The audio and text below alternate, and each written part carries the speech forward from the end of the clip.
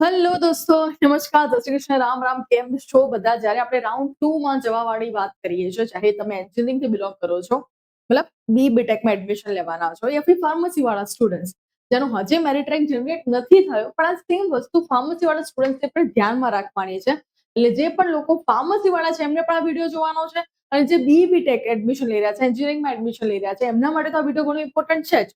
તો વિડીયો આખે ધ્યાનથી જોજો, જે હું એક્સપ્લેન કરવાની છું કે રાઉન્ડ 2 માં કઈ રીતે તમારું ચોઇસ ફિલિંગ કરવાની છે, કન્સેન્ટ ફોર્મ શું કહેવા માંગે છે, કઈ શીટ રહેશે, કઈ શીટ જતી રહેશે, કઈ શીટને કન્ફર્મ કરવાની, કઈ રીતે કન્ફર્મ કરવાની, ઘણા બધા ક્વેશ્ચન. આ બધા ક્વેશ્ચન આન્સર તમને આજના વિડીયોમાં મળવાના છે. વિડીયો ઘણો બધો આઈએમપી છે, આખો જોજો અને યસ તમારા બધા ફ્રેન્ડ્સને શેર કરજો તાકી બધાને કન્ફ્યુઝન ક્લિયર થઈ જાય. તો ચલો શરૂઆત કરીએ છીએ આજના વિડીયોની. મારું નામ છે ભૂમિ, તમારા બધાનું સ્વાગત છે આપણી ક્યુટ યુટ્યુબ ચેનલ પ્રિયંશી જ્ઞાનપીઠ પર. શું કરવાનું છે ભાઈ? સબસ્ક્રાઇબ કરીને રાખવાની છે, બધા ફ્રેન્ડ્સને શેર કરવાની છે આ ચેનલ. ધ રીઝન ઇઝ કે ફાઇનલી તમારું એન્જિનિયરિંગમાં એડમિશન થઈ જાય એના પછી હું તમને આપણી આ ચેનલ પર વિડીયો પણ બતાવું છું, મતલબ વિડીયો મૂકું છું જેમાં હું તમને સ્કોલરશિપ વિશે આઈડિયા આપું છું. કાલે જ મેં વિડીયો મૂક્યો તો ડીજીએ ગુજરાત સ્કોલરશિપ શું છે, okay, the top scholarship for college student 2 days પહેલા જ મૂક્યો તો જોઈ લેજો તમે. દેન આપણે ટોપ 9 સ્કોલરશિપની વાત ચાલે છે, જેમાં પાર્ટ 2 આવ્યો, પાર્ટ 1 ઓલરેડી મૂકી દીધો છે. NSP પોર્ટલ શું છે, એટલે સ્કોલરશિપના વિડીયોઝ પણ તમને અહીંયા મળવાના છે, તો ખ્યાલથી જોતા રહેજો. સૌથી મોટી વાત, રાઉન્ડ 2 માં ભાગ કોણ લઈ શકે? તમારો મેરિટ રેન્ક જનરેટ થયો છે, ACPC ની પોર્ટલ પર દેખાય છે કે તમારો મેરિટ રેન્ક આવી ગયો છે, તો બસ ACPC ની વેબસાઇટ પર જઈને જો તમારો મેરિટ રેન્ક જનરેટ થઈ ગયો છે તો તમે ભાગ લઈ શકો છો, મતલબ મેરિટ રેન્ક તમારો દેખાવો જોઈએ. સેકન્ડ વસ્તુ, હવે મેરિટ રેન્ક જનરેટ થઈ ગયો મેમ, પણ ચોઇસ ફિલિંગ કઈ રીતે કરવાનું? અત્યાર સુધી તો ઠીક છે, ચોઇસ ફિલિંગ અમે કરી લેતા હતા. તમે થોડી વસ્તુ, જે રાઉન્ડ 1 નું જે કટ ઓફ થયું છે એ પણ ચેક કરી શકો છો, અને સાથે સાથે લાસ્ટ યરના જે પણ કટ ઓફ રહ્યા છે રાઉન્ડ 2 વાઇઝ પ્રમાણે, રાઉન્ડ 2 માં કોલેજમાં કેટલા, કઈ બ્રાન્ચે કેટલા રહ્યા છે, તો એનું પણ એનાલિસિસ કરીને તમે તમારું ચોઇસ ફિલિંગ કરી શકો. હવે બધા ડેટા તમને લાસ્ટ યરના મળશે ક્યાંથી? આપણી વેબસાઇટ છે, તમને ખબર છે, પ્રિયંશી વિદ્યાપીઠ, ત્યાંથી તમને મળી જશે. એપ સ્ટોર, પ્લે સ્ટોર પર બધી જગ્યાએ મળી જશે. ઓકે, હવે તો ચોઇસ ફિલિંગ ડાયરેક્ટલી ACPC ના પોર્ટલ પર જવાનું, લોગિન કરીને ડાયરેક્ટ જતું રહેવાનું ચોઇસ ફિલિંગ કરવા માટે? ના. જેવું તમે તમારું લોગિન આઈડી, પાસવર્ડ નાખશો, કેપ્ચા નાખશો, પછી તુરંત જ તમને એક કન્સેન્ટ ફોર્મ જોવા મળશે. હવે કન્સેન્ટ ફોર્મનો મતલબ થાય સંમતિ આપવી. સંમતિ આપવી મતલબ તમે જે વસ્તુ કરી રહ્યા છો અથવા જે વસ્તુ કરવા માંગો છો એમાં તમે સંમતિ આપી રહ્યા છો કે ઓકે ભાઈ, આનું કંઈ પણ પ્રોબ્લેમ આવે છે તો હું બધું લઈશ, મતલબ હું મારા માથે લેવા માટે તૈયાર છું. શું કીધું છે?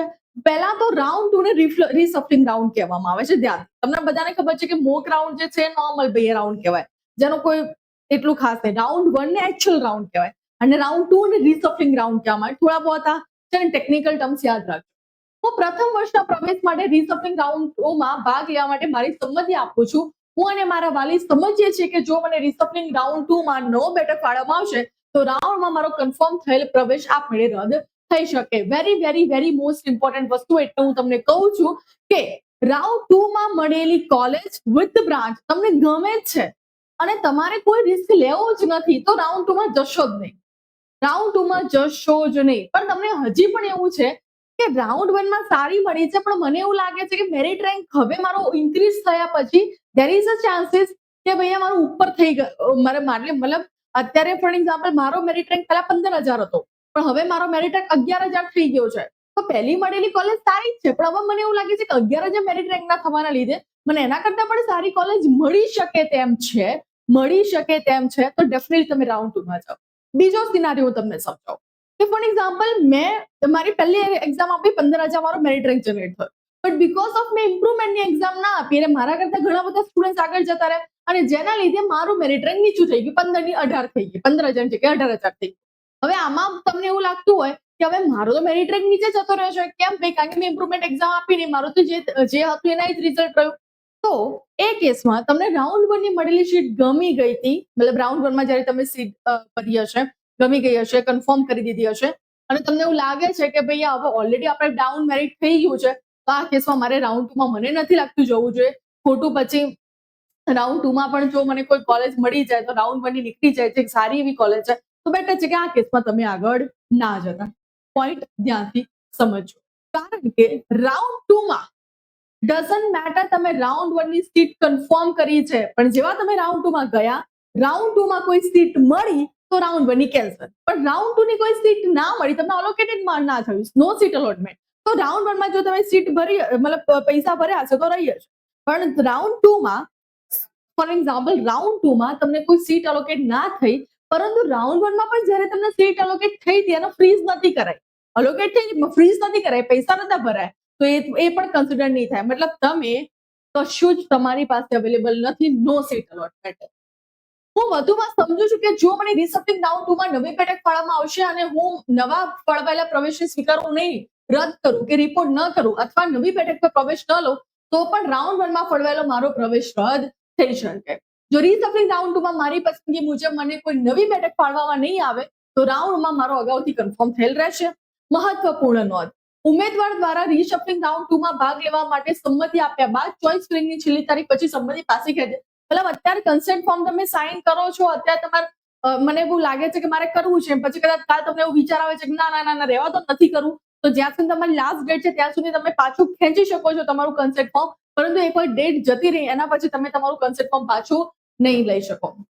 રીસેપ્શન રાઉન્ડ 2 માં ભાગ લેવા માટે સંમતિ આપ્યા બાદ ઉમેદવારે આ બાબતે કોઈ દસ્તાવેજો સબમિટ કર્યા નથી. તમને 1000 વખત કહીએ છીએ, જે પણ કોલેજમાં તમને એડમિશન મળ્યું હોય કોઈ વાંધો નથી, કોલેજ વાળા તમને બોલાવતા હોય કે ભૈયા તમે ડોક્યુમેન્ટ વેરિફિકેશન માટે આવો, એ પણ ઓરિજિનલ ડોક્યુમેન્ટ માટે લઈને તો જવાનું થતું નથી. ઉમેદવારોએ માત્ર તે જ પસંદગી ભરવી જોઈએ જેમાં તેઓ રાઉન્ડ 1 માં મળેલ કન્ફર્મ પ્રવેશ કરતા અપગ્રેડ થવા માટે ઈચ્છતા હોય, પણ ઓલરેડી તમે રાઉન્ડ 1 થી સેટિસ્ફાઈડ છો, એ ઓલરેડી અપગ્રેડ જ કોલેજ મળી છે, તો મને નથી લાગતું કે રાઉન્ડ 2 માં જવાની જરૂર હોય. જો ઉમેદવાર અગાઉનો કન્ફર્મ થયેલ પ્રવેશ જાળવી રાખવા માંગે છે અને કોઈ પણ નવા શિફ્ટ થવા ઈચ્છુક નથી, તો ઉમેદવારે રિસેપ્શન રાઉન્ડ 2 માં ભાગ લેવો નહીં અથવા તો સંબંધિત કોઈ પ્રવૃત્તિ કરવી નહીં, તો કન્સેન્ટ ફોર્મ કરવાનું જ નહીં આવતું. હું તો એમ કહું કે તમને રાઉન્ડ 1 માં સીટ મળી છે, કન્ફર્મ છે, ત્યાં જવું છે, તો ભાઈ એસી બેસી પોર્ટલના બંધ કરીને બાજુમાં મૂકી દો, જોવાનું જ નહીં થતું, કારણ કે તમને મળી ગઈ છે, વાત ખતમ, વાત ખતમ.